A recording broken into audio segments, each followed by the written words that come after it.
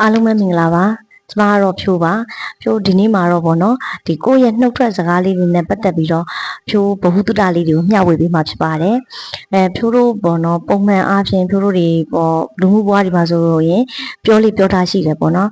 ်ဖြိုးလည်းပြောခဲ့တယ်ပထမတော့ဒီလိုမျိုးတွေမသိခင်တော့ဖြိုးလည်းတကယ်ပြောခဲ့တယ်ဆိုတော့တခုခုစိတ်ညစ်စရာကြီးကြုံလာပြီဟာစိတ်ညစ်လိုက်တာဟာဒုက္ခပါပ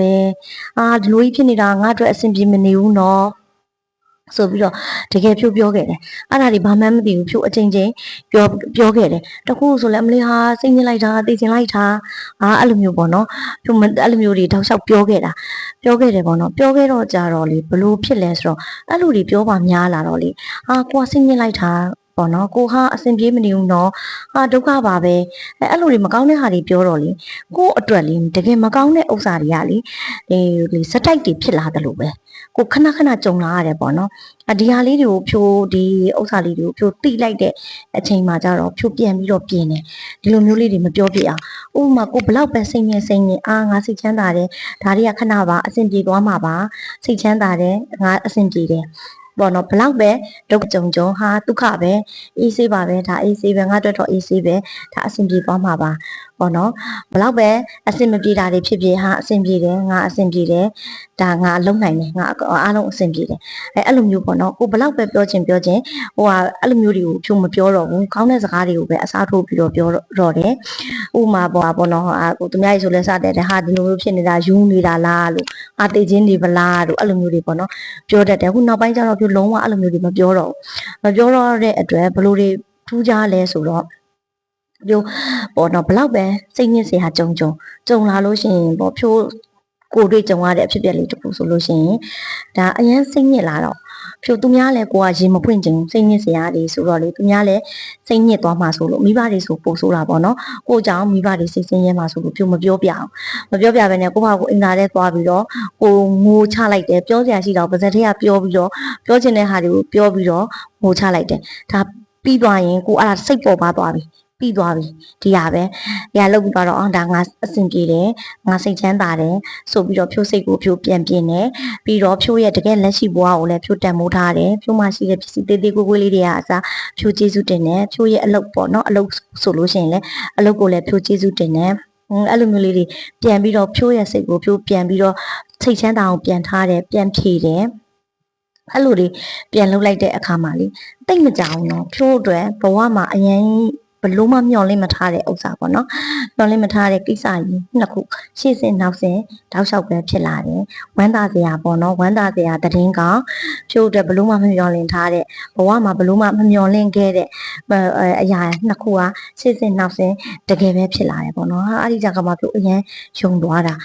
ဟုတ်တယ်ပေါ့နော်ဒီလိုမျိုးလေးတွေငါဆင်ကျင်ရမယ်ပြောတဲ့စကားတွေကိုလည်းဆင်ကျင်ရမယ်ကိုယ့်ရဲ့စိတ်ကိုလည်းကိုပြန်လဲပြီးတော့ပြင်ဆင်ရမယ်ဒီကောင်းတဲ့ဘက်တွေကိုပဲတွေ့ရမယ်ပြ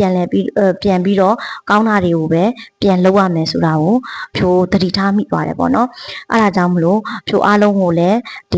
ကိုတကယ်ကြုံတဲ့ဥစ္စာလေးမလို့အားလုံးကိုလည်းဘုဒ္ဓတာရစေခြင်းနဲ့ရည်ရွယ်ခြင်းနဲ့ပြန်လဲမျှဝေခြင်းဖြစ်ပါတယ်ဖြိုးတို့တွေလူမှုဘဝတွေမှာလည်းပြောတာရှိတယ်လေတခုမကောင်းတာပြောမယ်ဆိုဟာဥပဒေကြောင့်ဥပဒေရောက်အဲ့ဒါမပြောကောင်းဘူးလေနော်အဲ့လိုမျိုးလေးတွေရှိတာပဲလေအဲ့ဒါကြောင့်မလို့မကောင်းတဲ့စကားဆိုရင်တော့ဖြိုးကမပြောစေချင်ပါဘူးသတိထားပြီးတော့ဆင်ခြင်ကြည့်ပါဥပမာတရက်2ရက်နဲ့တော့ရရင်မှရမယ်ပေါ့နော်တလားတန်ဒီ2လတန်ဒီလားသတိလေးထားပြီးတော့အဲ့လိုမျိုးလေးကောင်းတဲ့စကားပဲဘလောက်ပဲမကောင်းတာပဲတွေ့ဘလောက်ပဲမကောင်းတာပဲကြုံကောင်းတဲ့စကားတွေပဲပြောကြည့်ပေးပ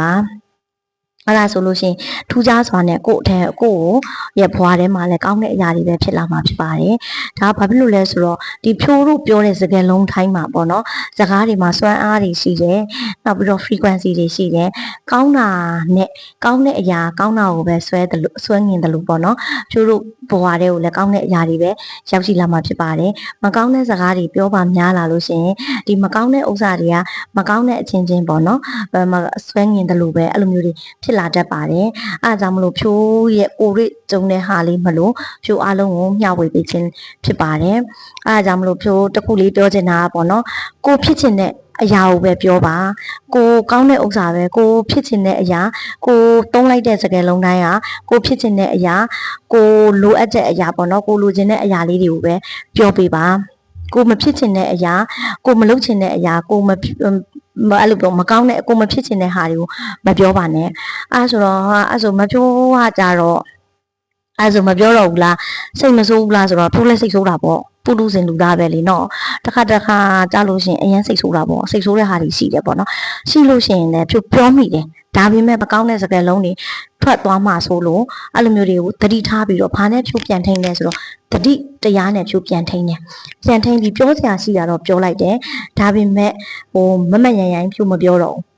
ဒါလေးကဒီဟာကဒီလိုလောက်ရမှလေပေါ့နော်အနင်ဒီလောက်တောင်မှနားမလဲဘူးလားနေရာမှာဒါကတော့အနင်ဒီလို